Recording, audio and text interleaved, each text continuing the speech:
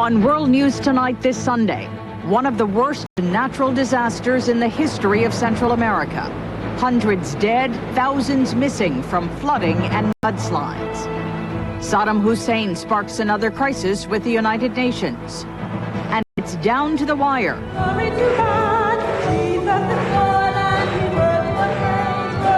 The last-minute appeal to the party faithful.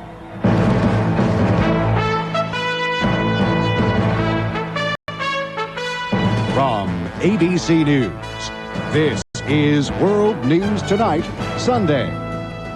Good evening, I'm Carol Simpson, broadcasting tonight from atop the world headquarters of ABC News in New York. The death toll from former Hurricane Mitch doubled today. It's now approaching 1,000, and rescue workers expect it to go even higher.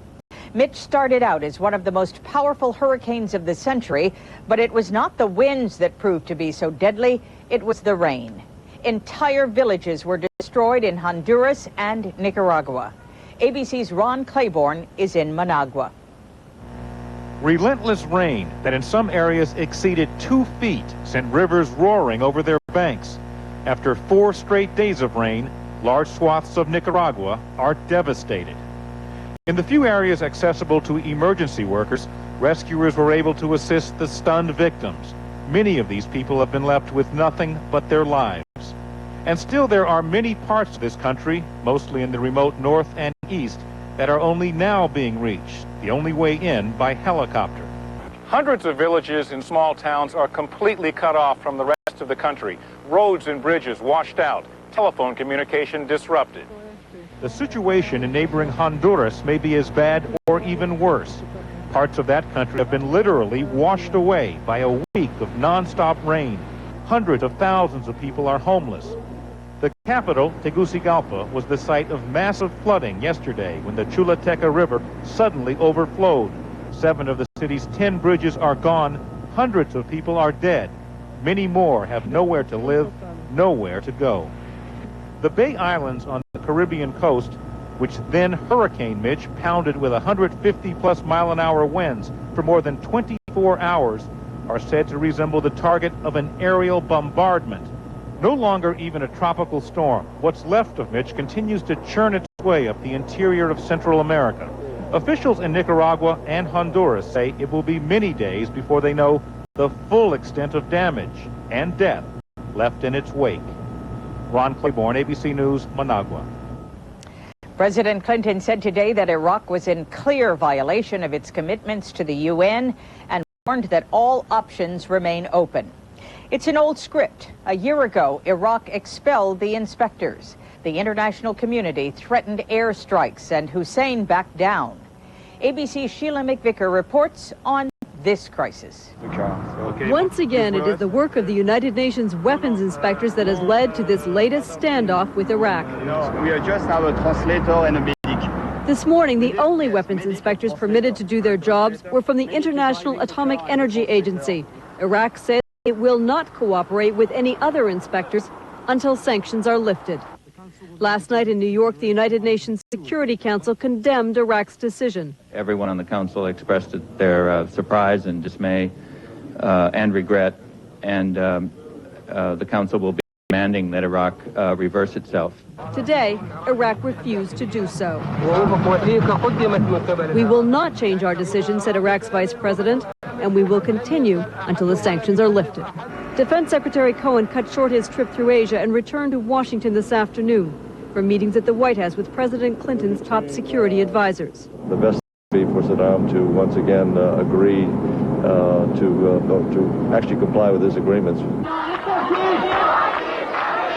But Iraq insists that until sanctions are lifted, it will not cooperate, and quietly, Iraqi officials are saying their next move may be to actually expel the inspectors. Sheila McVicker, ABC News. Turning now to politics, Election Day is Tuesday. With turnout expected to be low, both parties are spending these last days trying to energize their most loyal voters.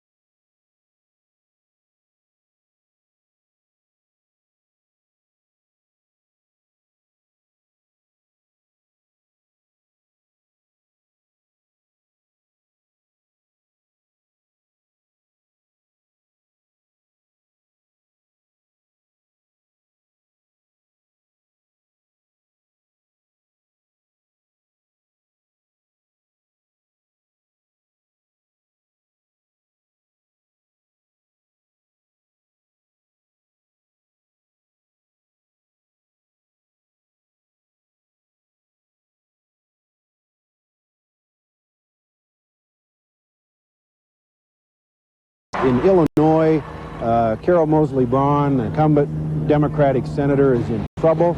She's had a number of ethical issues surrounding her performance in office. Sometimes when you become the issue in a campaign, it's awful hard to change the subject. One of the big stories in the Northeast is voter turnout this year. In Massachusetts, for example, the Secretary of State has just predicted that we are going to have the lowest turnout since World War II in terms of percentage. How am I doing? The Senate race is really one of the most important in the country, and it's the most important in the Northeast. It pits Senator Alphonse D'Amato, a Republican, against Congressman Chuck Schumer, a Democrat. And it's the first time that D'Amato has ever had a challenger that might actually beat him. And it has very huge consequences for the Senate.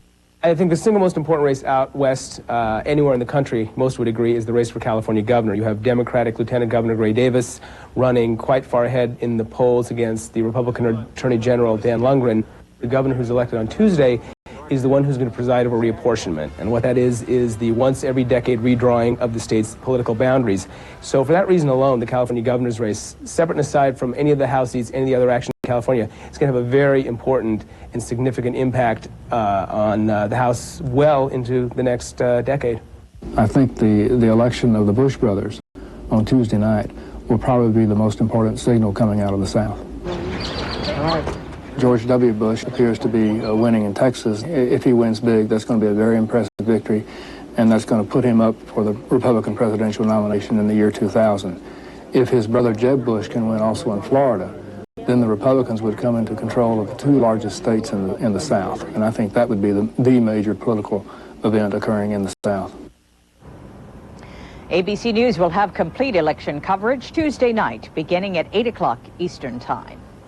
There's much more ahead on World News Tonight Sunday. Senator Glenn, now just one of the guys.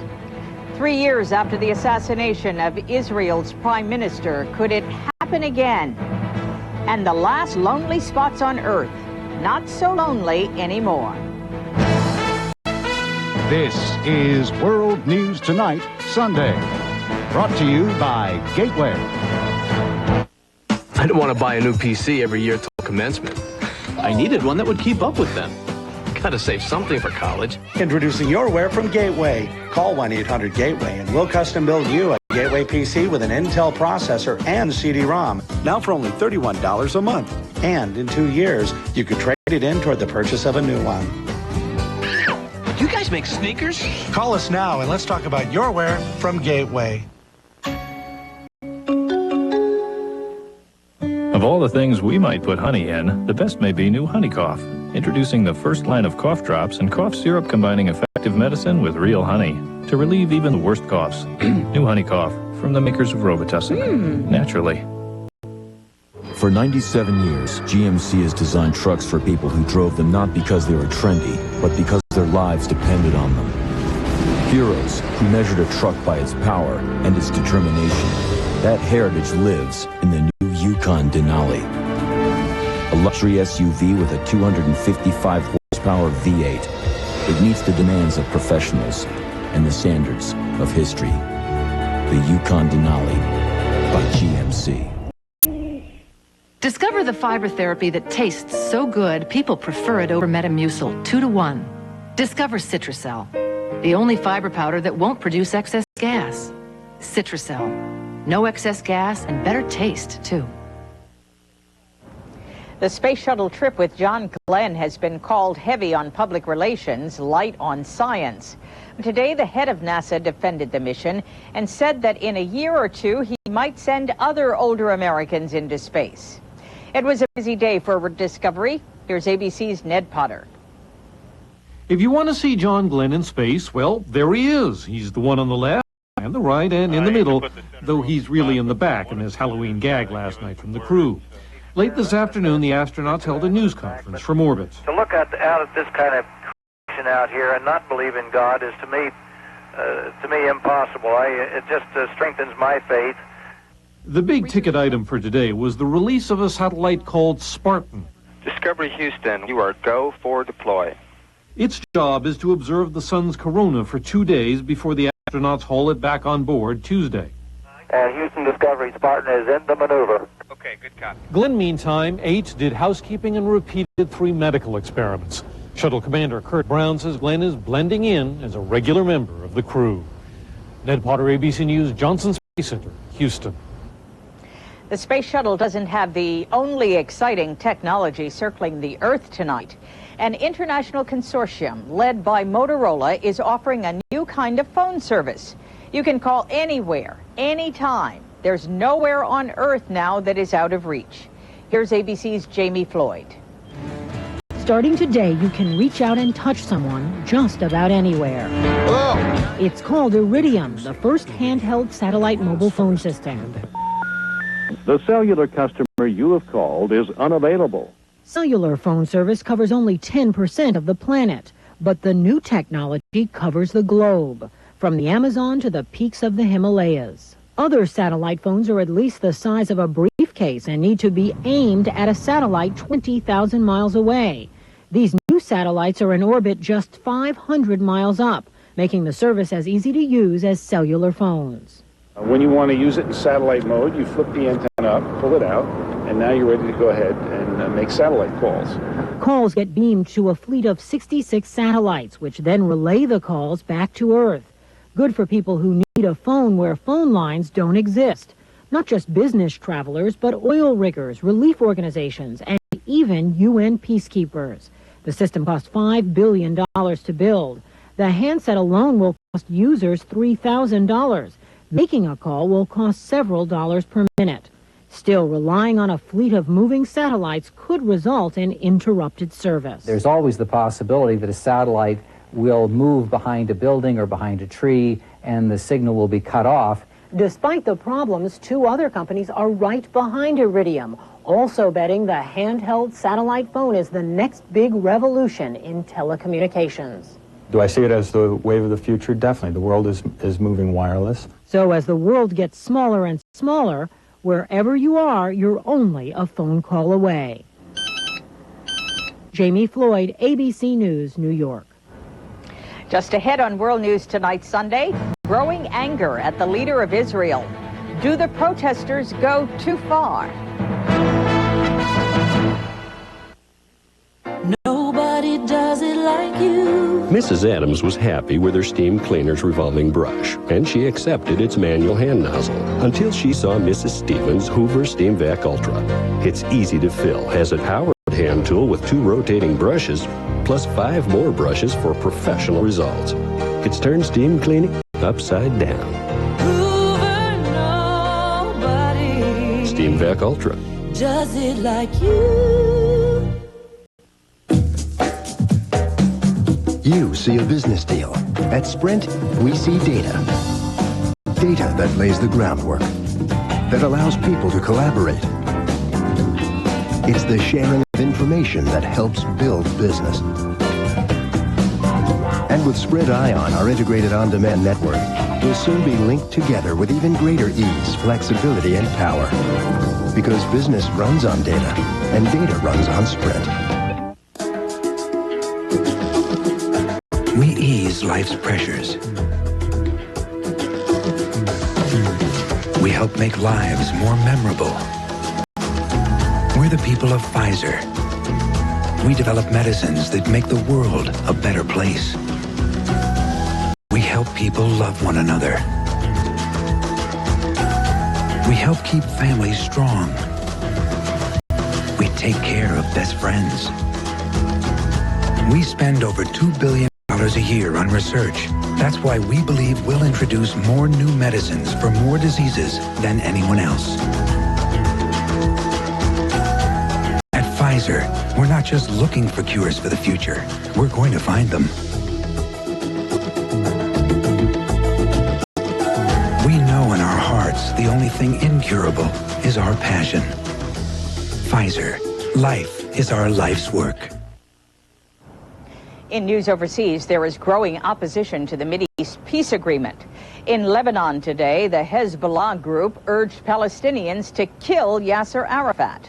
And Arafat's militant rival, Hamas, for the first time threatened to attack Palestinian police. It's heating up in Israel, too. ABC's Gillian Findlay reports. They are scenes and words many Israelis hoped they'd never witness again. Hardline demonstrators calling their prime minister a liar, a betrayer, a traitor. And it is chillingly familiar. The same language was used against Prime Minister Yitzhak Rabin after he made peace with the Palestinians, a deal he paid for with his life. Back then, as opposition leader, Benjamin Netanyahu was often accused of fanning the hatred. Today, as he led the country in commemorating Rabin's assassination, Prime Minister Netanyahu was not allowed to forget that. He incited murder, came the call from the crowd. 5 people were promptly arrested. Netanyahu then appealed to Israelis to make peace with one another. But the peace deal he's just signed with the Palestinians is not going to make that easy. At the funeral of an Israeli settler who was murdered this week, a settler leader called on Netanyahu to be, quote, taken down. He now says he meant that politically, but he doesn't deny that feelings against Netanyahu are running strong. He promised them to do one thing, and he's doing other thing. This is a kind of treason. We haven't learned a thing in 3 years. We haven't learned a thing. And I'm really afraid something's going to happen. Polls show 60% of Israelis now believe Mr. Netanyahu could be assassinated. Security around him has been beefed up once again. In the meantime, the language of hate continues to swirl around this nation 3 years after it learned how great the price can be. Gillian Finley, ABC News, Jerusalem. In Italy, Mount Etna blew its top overnight. The eruption lasted just a few hours and no buildings are in danger. The volcano erupts quite often. Mount Etna was ruled off limits to tourists when volcanic activity picked up in June. When we come back, how you make a political ad. You know, the last I looked, the average workday lasts more than a few hours, right? Right. But average pain relievers may work for a few hours, then quit. Good thing there's Aleve. Aleve has the strength to work on arthritis pain all day long with just 2 pills. It would take 8 Tylenol to do that. So, if your pain reliever isn't putting in a full day's work, Fire it. fire it and take Aleve. 2 pills, all day relief. Works for me. Start feeling connected. Stop feeling everything. Start feeling the road. Introducing Alero, featuring the active response system. Alero by Oldsmobile. Start something. For the 14 million women who worry about light to moderate bladder control, now there's new Double Protection Compose Panty and Pad System. The Compose Panty and Pad fit together for double protection. There's a super absorbent disposable pad, but the real difference is the separate washable panty. It gives you double protection with a quilted panel that won't let wetness through. So why worry? Get double protection with Double Protection Compose. Protection that goes beyond the pad. I can tell you about gratitude. I can tell you about regaining hope. We could tell you about our National Medical Excellence Program and how it provides our members access to the country's finest medical centers. The treatment they need is not available locally, but they can do it so much better. I can tell you about never giving up. We're Aetna U.S. Healthcare, raising the quality of healthcare in America. There's new evidence in an historical controversy nearly 200 years old. Backing up a long line of oral historians, researchers say DNA tests prove that President Thomas Jefferson was a child by his slave Sally Hemings. Their research just published in the journal Nature. A study this week found that there were more political ads than political stories on local television news. And this week, the Republicans launched the first ads focusing on the Clinton-Lewinsky scandal. We talked to the man who made 2 of them, media consultant Mike Murphy. It's tonight's Point of View. In every election, there is a big question to think about. This year, the question is, should we reward Bill Clinton? Fewer people vote in non-presidential years. So Republicans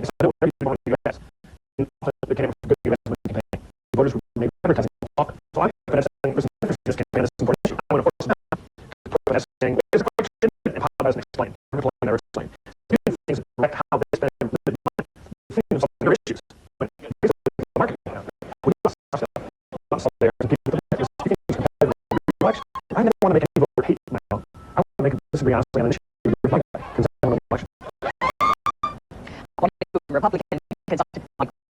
Now, 100 miles a week, even in the snow. What is this man thinking?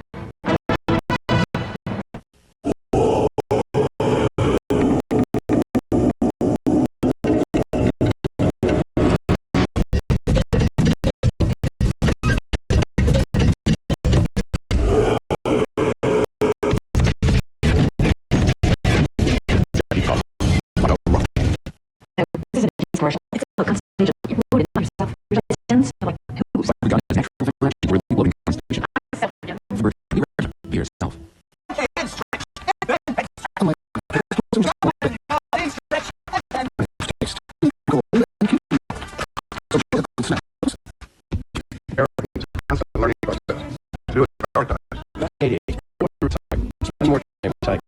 That caught me. I'm an American Express financial advisor. He was a from the state. The constitution of the track record. It's about making smart decisions. 14 3% American Express financial advisor.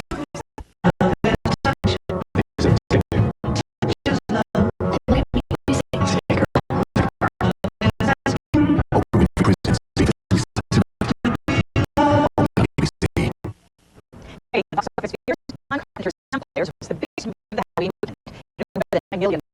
In second place, Plus with $6 million. Magic was third. Thus, voters credited today in the New York Times winner John Cagney of Kenya. Cagney available one women's division. Each of these winners were probably considered eccentric at best. The story is called Long Way. CBC's Tom Portman.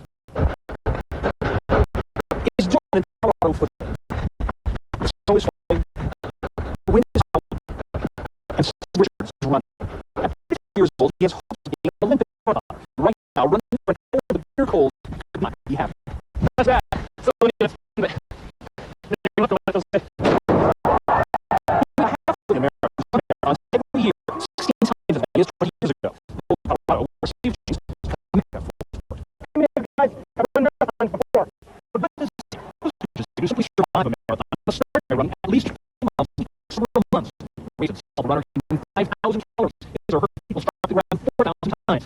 Each time, 3 times the runner's body. If you know this up properly, if you know the properly, it will get you. So, race gets all this time. So, Holly sold her business in Boston and moved to Boulder just in for the marathon. Do you know some people think this is plain nuts? That's the other side, because I just wanted them. That was insane. You know, marathons are a little crazy.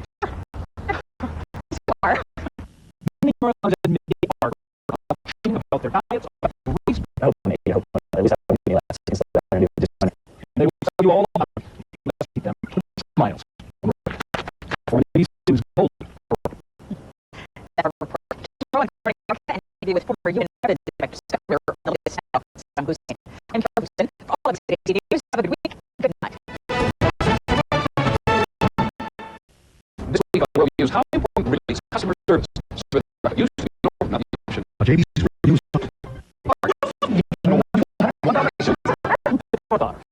Now running for the bitter cold, he could not have. That's bad. So it's been. It feels good. Americans run marathons every year, 16 times as many as 20 years ago. Boulder, Colorado, where received trains to become a member of the sport. How many of you guys have run marathons before? But what does it say? To survive a marathon, you must start and run at least 20 miles a week for several months. And race itself, a runner can run 5,000 calories. His or her people strike the ground 4,000 times. Each time with 3 times the runner's body weight. If you know this up properly, if you don't do properly, it will get you. So the race gets all the time. So Holly sold her business in Boston and moved to Boulder just to train for a marathon. You know, some people think he's nuts. I don't understand that because I just be one of them. I think it's insane. Not a marathon is crazy. Sure. Still are. Many marathons admit they are crazy about the training, about their diets, about the race. I hope I'm idiot. I hope, at least I'm giving you a just money. And we'll tell you all about it if you just keep them 26 miles down the road. From ABC News. That's a report. And interview with former UN weapons inspector, like Saddam Hussein. And for August 8th News, have a good week and good night. Reviews how important is customer service. With America, used to ignore manufacturing. But JBC is not. Now run for the cold. Not happy. That's bad. Look at it.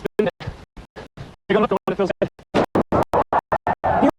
Americans every year, 16 times as many as 20 years ago. Colorado trains come for support. Guys, I've run marathons before. Just say fine marathon. I'm starting to run at least 4 miles a week for several months.